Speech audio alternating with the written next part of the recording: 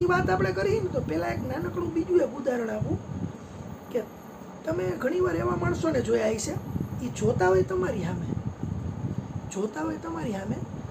પણ એને તમે ન દેખાતા હોય, એ વિચારમાં હોય.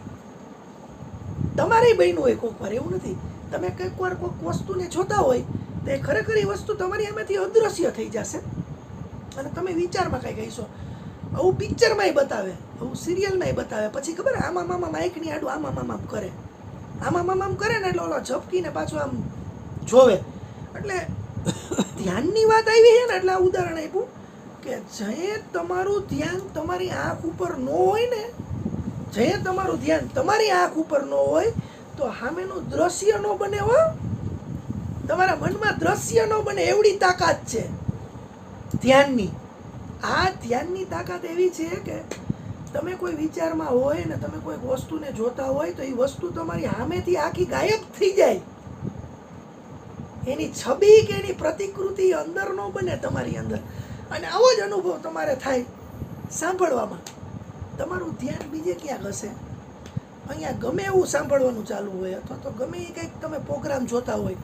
અત્યારે જ આપણે આ બધી વાતચીત કરતા હોય ને અહીંયા અતિશય હમણાં બારે કંઈક અલગ ટાઈપના સાયરન કે અલગ ટાઈપના ભડાકા થાય ને તો મારો અવાજ તમારા કાન લગીને પહોંચે.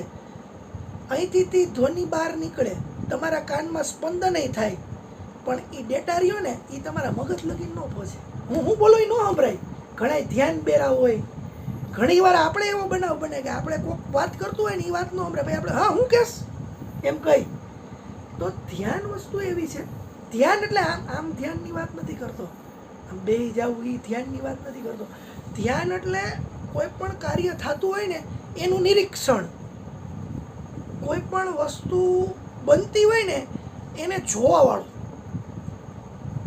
કોઈ પણ વાત હાલતી હોય ને જી એને બોલવાવાળો અને શું બોલવું શું ન બોલવું એ જોવાવાળો, એની વાત છે.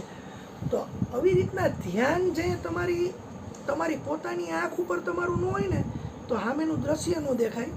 તમારા કાન માથે ન હોય ને તો તમને બહારના અવાજ ન સંભળાય. અને કોક વાર તમે અતિશય સ્પીડમાં ગાડી હલાવતા હોય અને તમારા શ્વાસ માથે જો તમારું ધ્યાન